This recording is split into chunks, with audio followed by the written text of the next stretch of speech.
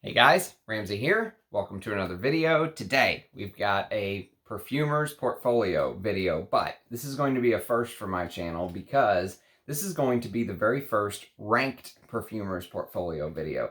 And I've done this perfumer already. I did a video on him already. He's one of my favorite perfumers. You've seen it in the title. It's Gerard Anthony. And I've got a little bit of background on him. It was a good day today, and so I figured, you know what? I've been thinking about this idea for a while. I've been ranking my This Is Not a Top 10 ingredient list. Why not rank the Perfumers portfolio? Mostly because if you go watch the very first round, there are a couple fragrances that I did not have at the time, and one that I actually left off that I did have, and I didn't want to remake the video. So I thought this would be a good idea to kind of right a wrong, and also start a new video category. So I'll create a playlist and you'll be able to see all the ranked the ranked Perfumers portfolio videos. So from my least favorite to wear to my most favorite. And remember, I'm not ranking these based on what I would call just professional complexity of the blend or just technical skill of the perfume. I'm ranking this based on my personal satisfaction when I wear these, okay? So this is just a personal choice. Don't get upset because one is, number 5 and one is number 2, or this is just a personal choice and a feeling. And I hope that, when I do these videos, I hope that my passion for fragrances really comes through because that is why I'm doing them. And many of my video ideas, when I'm not just reviewing a fragrance or doing an early impression or something like that, are ways to talk about perfume. They're excuses, basically, to talk about fragrance. There's so many people that I see on YouTube that I don't feel are real, or I feel like they're on YouTube in the fragrance community, for the wrong reasons. They're on here to try to get clout, or to try to get views, or to try to get ad revenue, or to try to become YouTube famous. I don't want any of that. I want the fragrance to be the key ingredient of my videos. And I hope that does shine through when I do these videos. So, Perfumers portfolio ranked the first one on my channel of Gerard Anthony, one of my favorite old-timey perfumers. He is still around, but he did a lot of his work, a lot of his best work in the 80s and 90s. 70s, 80s, and 90s, I should say. He really, spanned multiple decades in his career. And even the early 2000s, what am I talking about?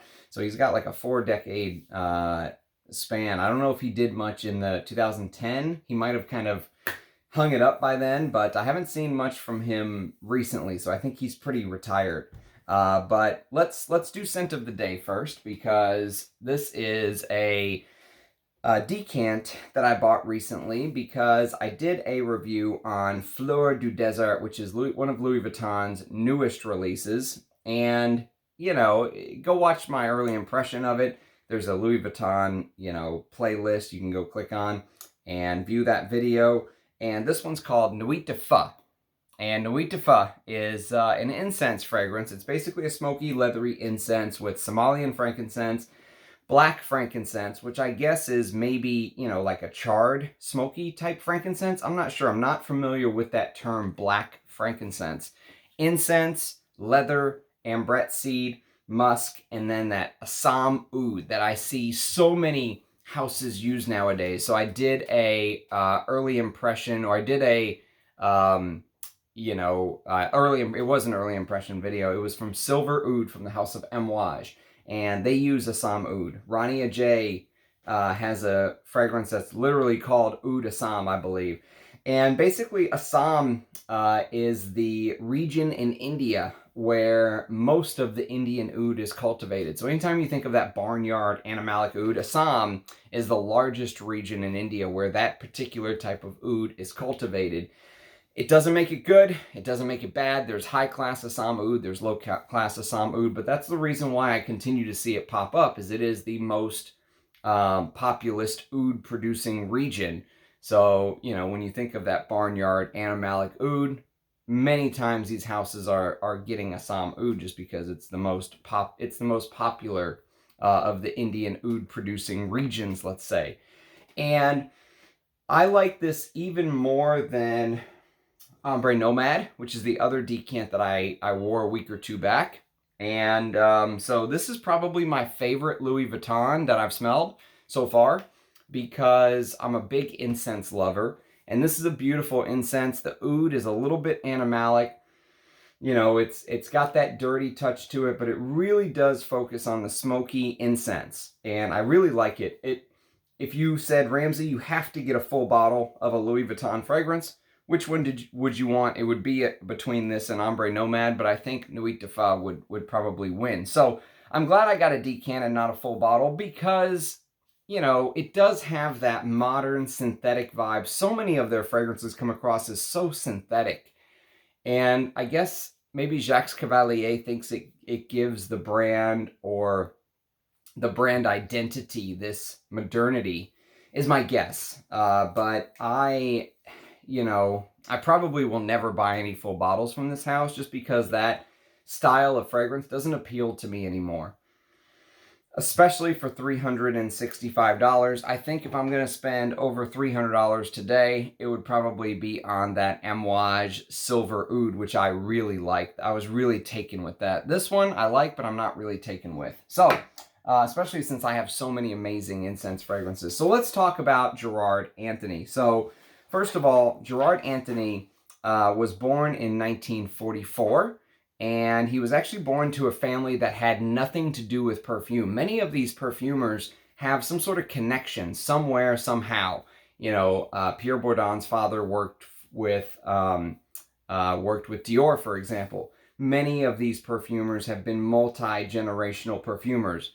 Guy Robert is one of those, where his grandfather was a perfumer, his father was a perfumer, his uncles were perfumers, you know, that kind of thing. Gerard Anthony came about it completely from a different angle.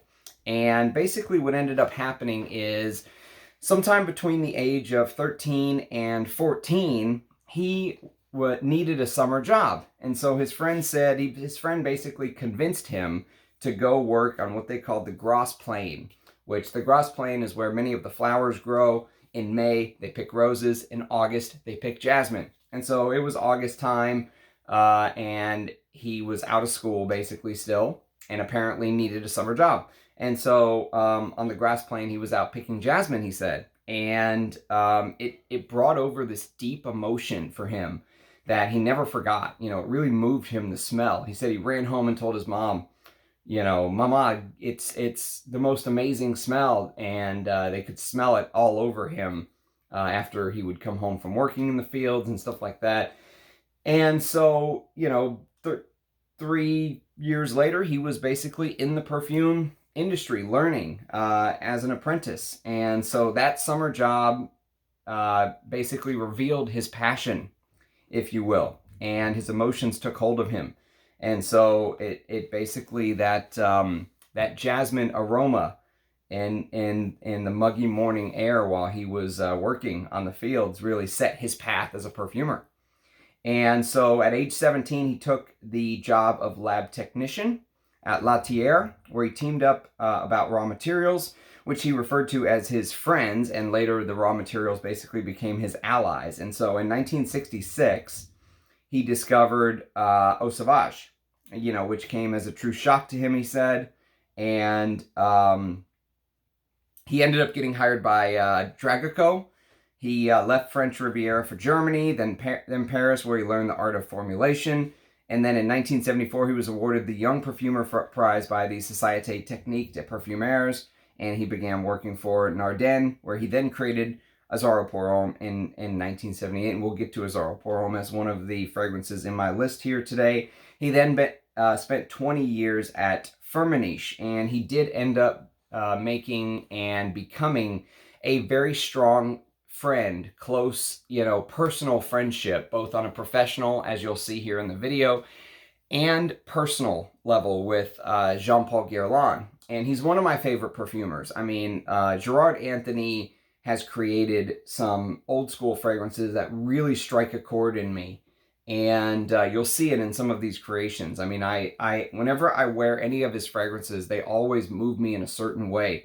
And so this is ranked. So we're going to go from my least favorite wares to my most favorite. And this is, again, my personal list, okay? So if I rank this based on fragrance technicality, based on, you know, a proper fragrance creation, and maybe me being more subjective, this list would be different, okay? So keep that in mind. So, actually, I do have a quote before we go through the list. And this is a quote that I saw on a video that he did.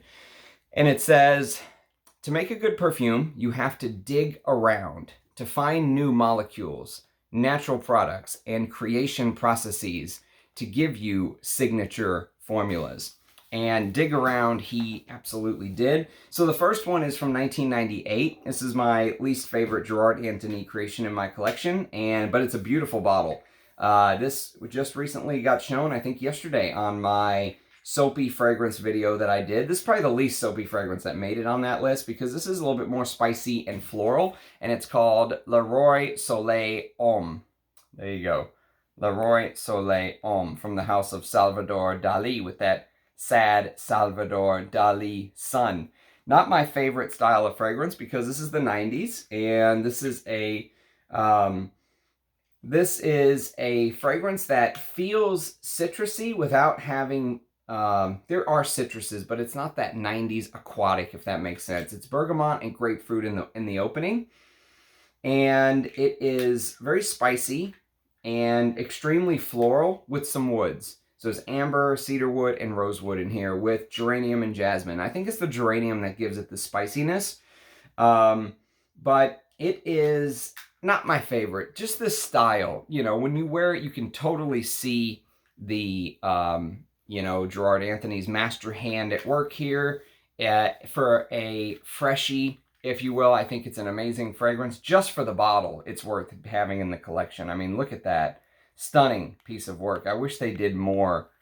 I wish they did more bottles like this, to be honest with you, nowadays, but it is what it is. The sun is on both sides.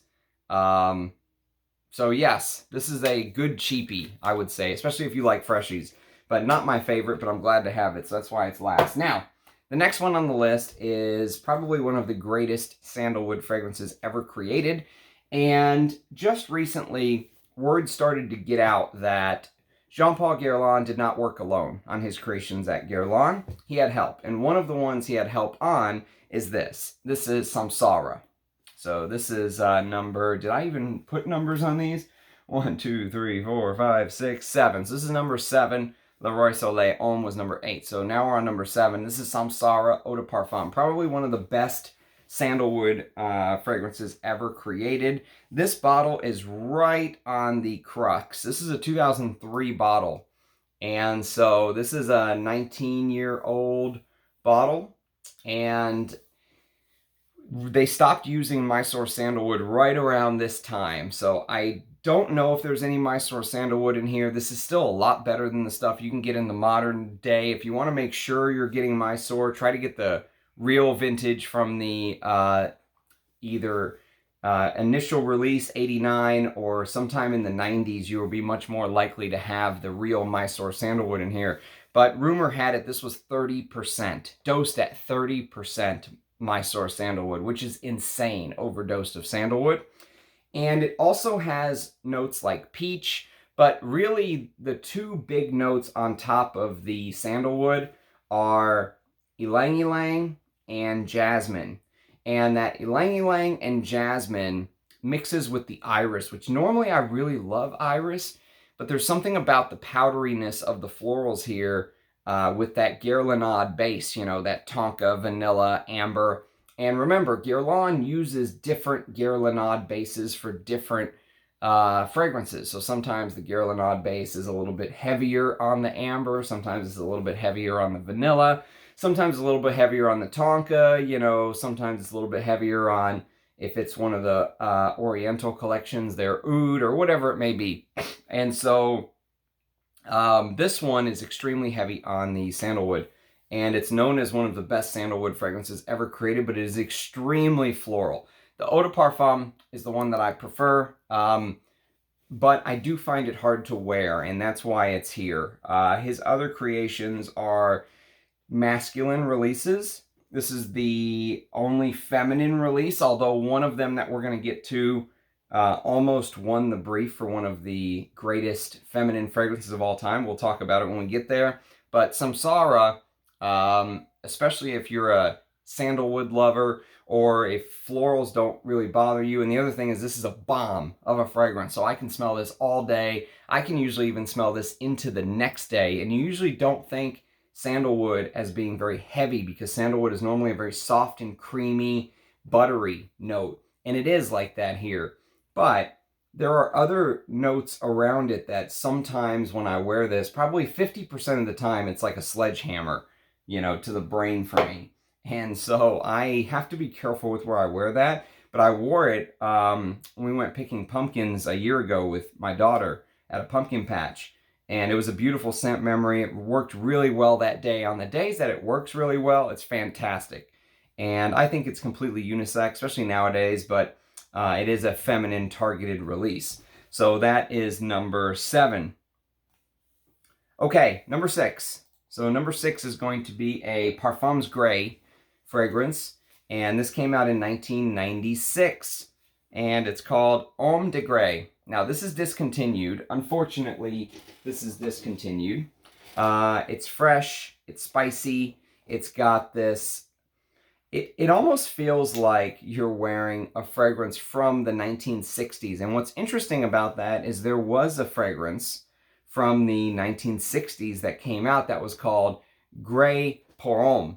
And this is called Homme de Grès. So I think they're different fragrances technically, but maybe this borrowed a little bit from Guerlain Samsara, but I don't think they're the same. I think they're completely different fragrances. They're both totally discontinued now, but this came out smack dead in the heart of the aquatic craze.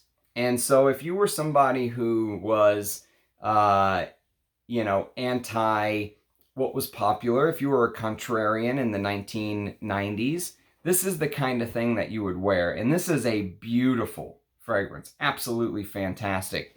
What's interesting about it is it also has a peach note, like Samsara, but it's completely different. And it opens up very citrusy, very fresh, and it almost feels like you're smelling a citrusy, classy masculine from the 1960s, like an old school, you know, masculine from the 50s, 60s, that's very citrusy, very fresh, but extremely bitter. That's the word that I would use. Bitter, aromatic, a little bit, there's some tiny green touches here that's not, there's no green notes listed, but I do get this little bit of green touch. And again, very smooth and buttery sandalwood.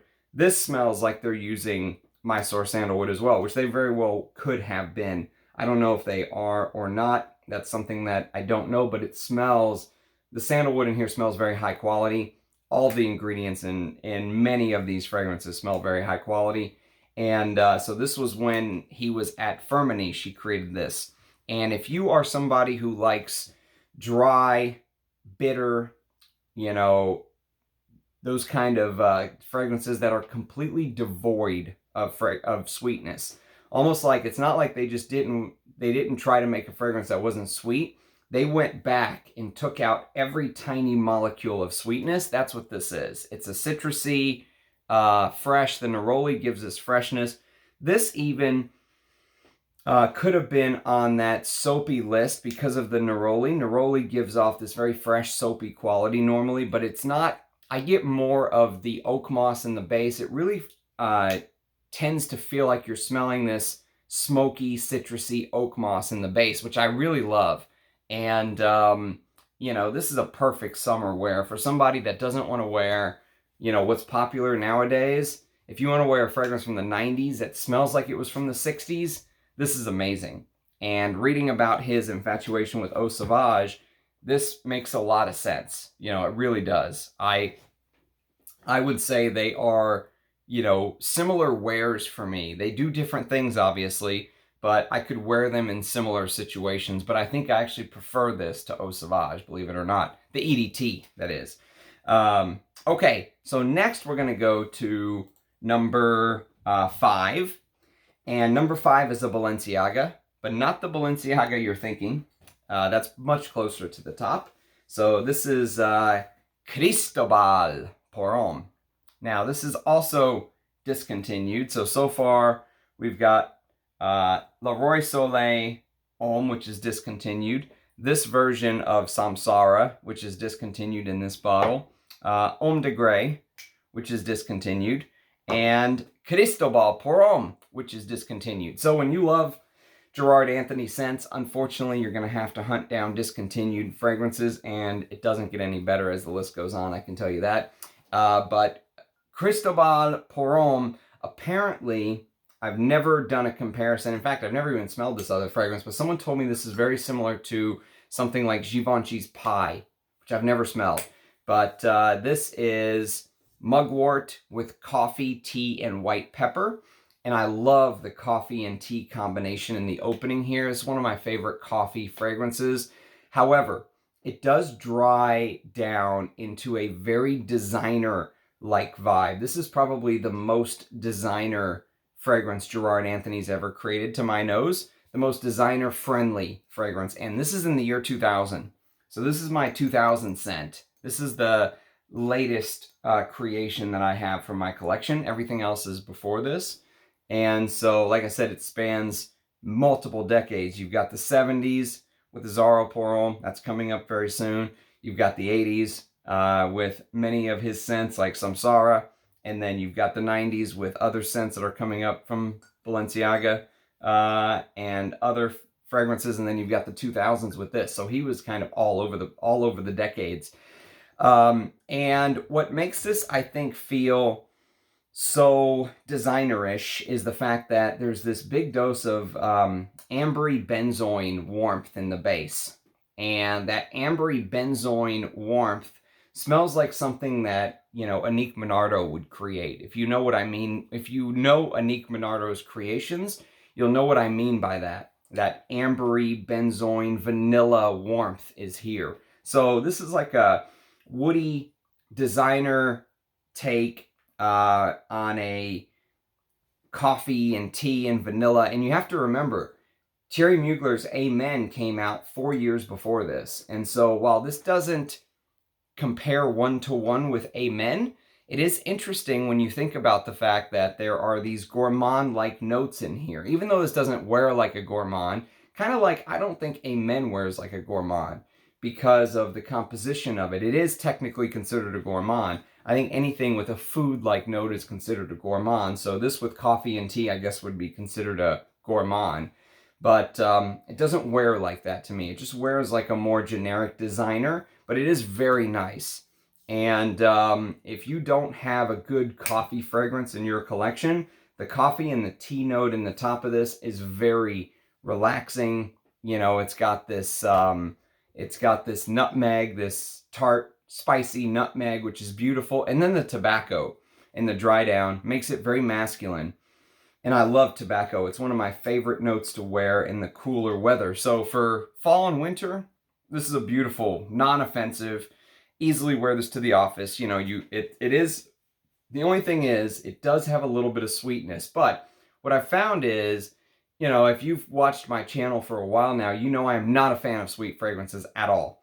And some fragrances that have sweetness to them, I can stand. For whatever reason, I think it's just how the perfumer decides to use that sweetness. And never have I smelled a Gerard Anthony fragrance and been offended, you know, by the sweetness. But this is probably one of the most mass appealing and the sweetest fragrances that he's created. So we went from something completely devoid of sweetness to something that is probably much more palatable to the common nose. But this is very good. I mean, Balenciaga as a house, I don't feel like they ever put out anything that wasn't quality. But this is the most mass appealing of the Balenciaga fragrances I have. But it's very good. I can't wait to wear it again once it cools off. And then we're going to jump to 1992. So the fourth spot is held by Salvador Dali. Second Salvador Dali on the list. And one of two houses that have multiple fragrances on this list from Gerard Anthony. And this is actually a fragrance that he worked on with Elias Armendis. And this is from 1992. This is spicy, leathery. This is Salvador by the house of Salvador Dali is how this is pronounced. So you can see Salvador right there along the bottom of the cap. And you've got Dali's artwork in the center. Look at this bottle. I mean, this bottle is almost like a work of art with that piece of Salvador Dali artwork inside of the bottle. That famous, you can see the lips on the Vase right here. It's just stunning. I absolutely love the bottles back in the day. And even on the side, look at the little detail. It's got Salvador Dali's signature. And I love this juice. As you can see, I've put a hell of a dent in it.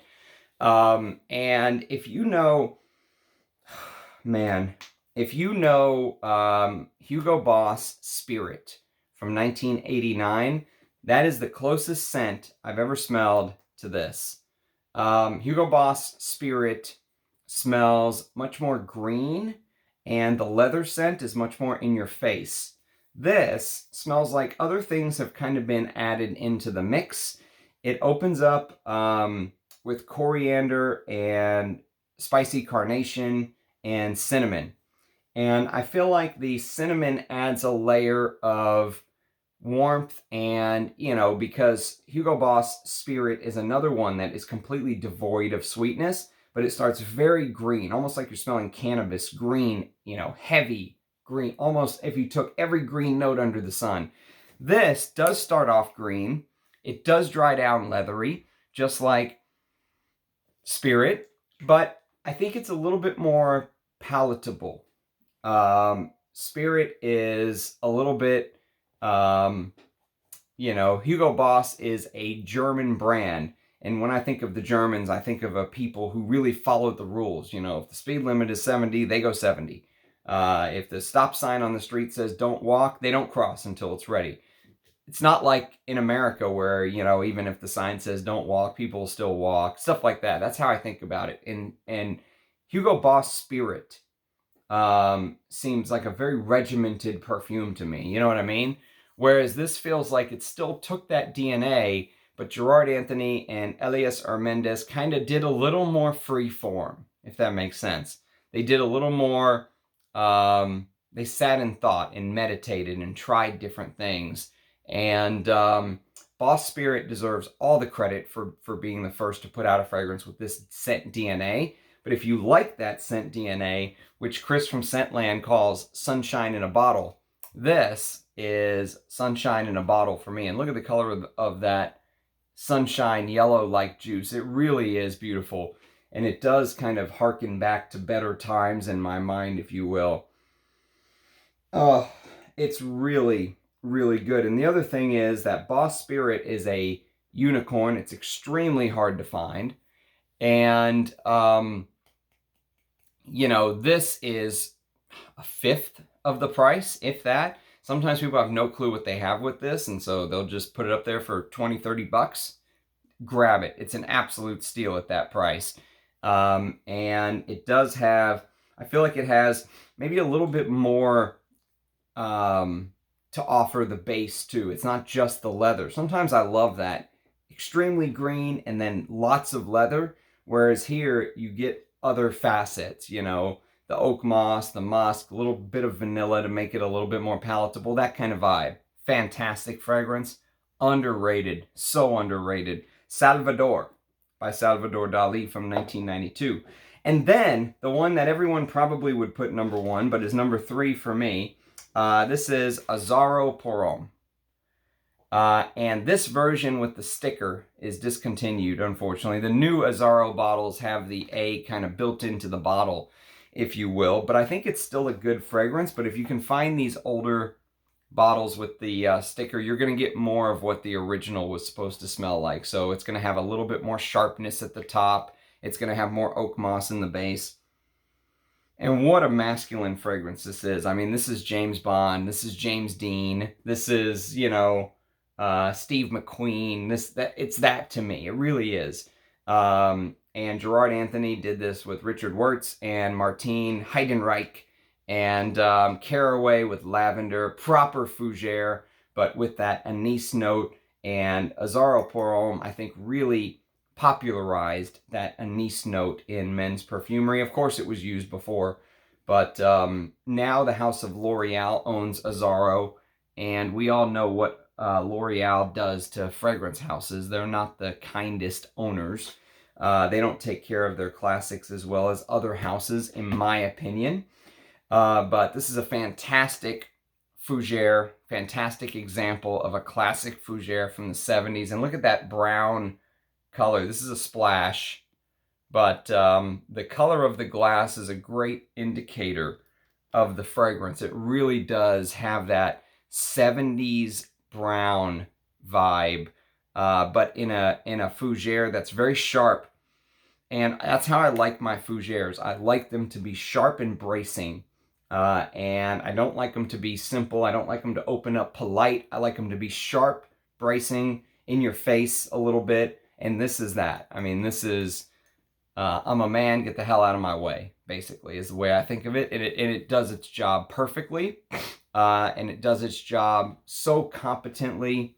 And this is kind of what I think masculine perfumery is missing nowadays, in my opinion. The reason it's number 3 is that this sort of DNA is not my favorite personally to wear. I love it. I think this is, if you went off of sales of his fragrances, this would be number 1, hands down. It's still being marketed. This is one of the only ones on the list here, outside of Samsara, which I think Guerlain is kind of butchered in the modern formulation.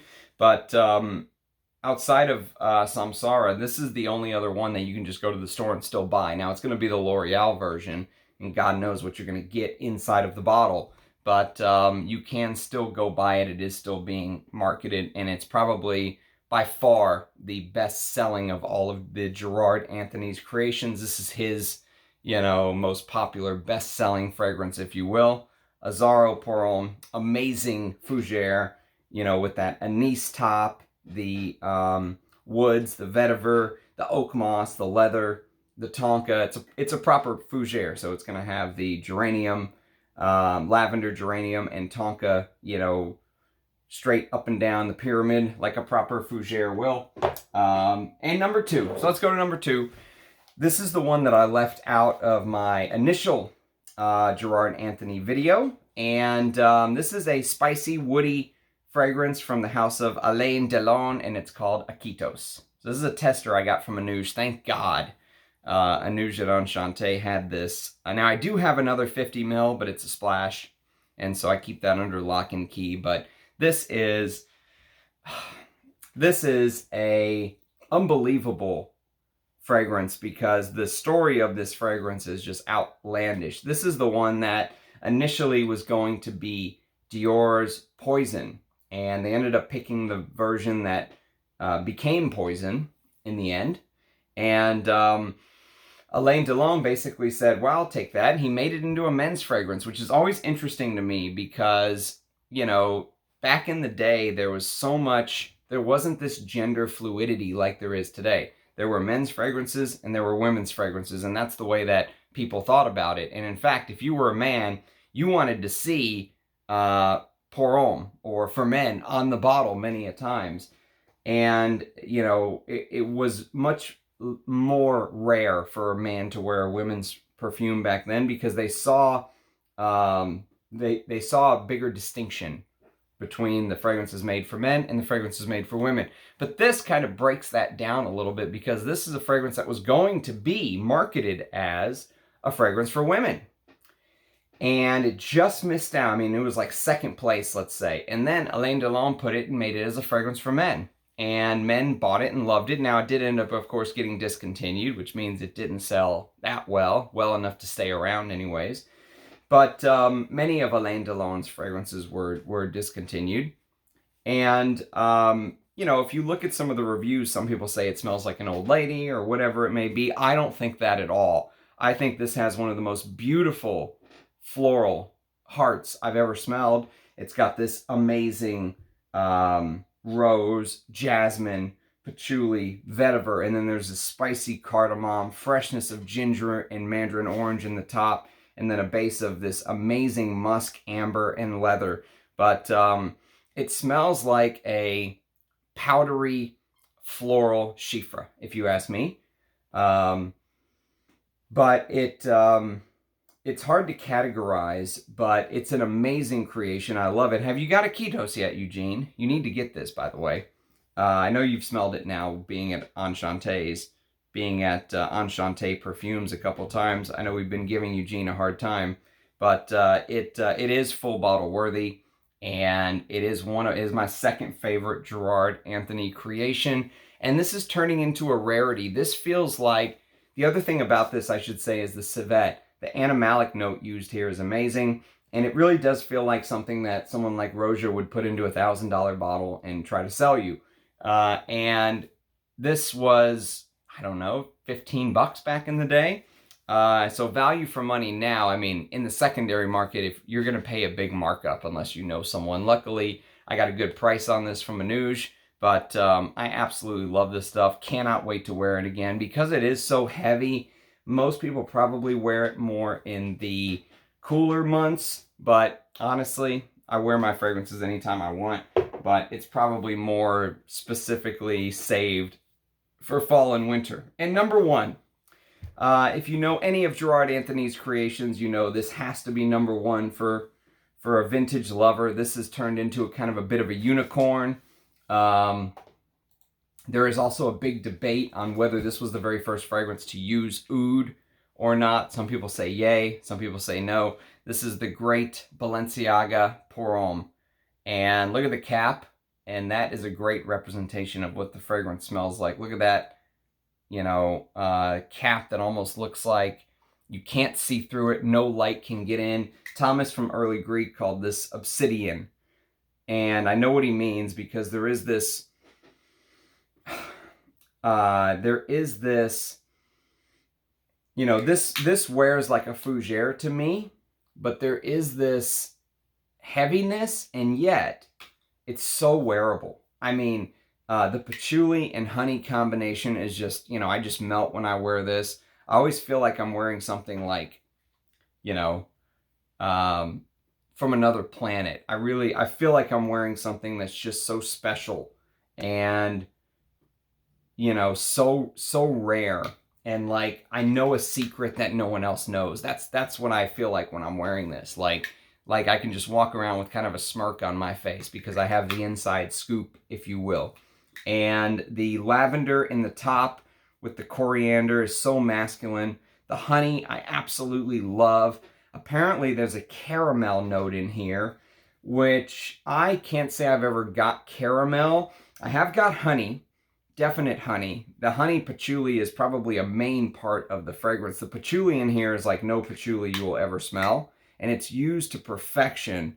And then, of course, you get that woody sandalwood, and then this benzoin vanilla, just beautiful dry down, spicy and woody, and, you know, obsidian, like Thomas said. But look at the cap, and that is a great representation. This fragrance is so complex.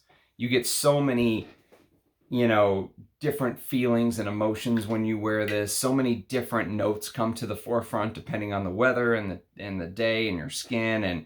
And one thing that Thomas did mention, though, the people who are for or pro this has oud in it mention how stable this fragrance is. They say, you know, someone who owns multiple bottles, do you sense any difference between any of the batches? The answer is no. I mean, I've never smelled a Balenciaga Porum batch that doesn't smell exactly like Balenciaga Porum. That stability can come from oud, because oud is one of the ingredients that can actually get better as it stays inside of a bottle, not worse. Some fragrances degrade. Oud actually can improve inside of a fragrance as the years go on. It can mature. It can't macerate, because only perfumers can macerate a fragrance, but it can mature, if you will. And that is a very convincing case to me, because I have smelled multiple bottles of this, and they do smell exactly the same. Even someone like Rich Mitch, who has 10, 15 bottles of this, I've never heard him say this one smells different from this one than this one. No, they are all almost spot on Balenciaga Pour Homme, and that stability can really come from oud. And so, what a fragrance. This is number 1. So I hope you've enjoyed the ranked version of Gerard Anthony's Perfumers portfolio video. I feel like I've righted a wrong, you know, bringing out Aquitos where I left it out last time. And of course, there were some new ones that were added to the list that weren't here. Like, for example, this was not here in the last one. So I'm going to do these ranked Perfumers portfolio videos. But again, it's just a reason to talk about fragrance. You know, for someone like me who loves doing this, it's a great excuse to talk about fragrance with you guys and, you know, reach more people and have a kind of a little bit of a different platform. And people like the countdown, you know, they like where you rank things, and it might help them with their buying if they have lists that they're kind of prioritizing buying. So that's kind of my idea with this. So let me know what you think of the concept down below. Let me know what your favorite Gerard Anthony fragrances are, or how you would rank Gerard Anthony's work. And if there's any from... Now, I do have a couple that he has created on my to-buy list that I don't have yet. Like, for example, I know he did XS by Paco Rabanne. That's on the list. I don't own it yet. I would love to have a bottle one day, but I just don't. And I know there's other stuff that he's done. So anyways, love seeing your faces in the comments. Thank you for the support. Thank you for everyone that does watch and comment, like and subscribe, and all that good stuff. It is very much appreciated. So cheers, guys, and look forward to seeing you again tomorrow with another video. Bye-bye.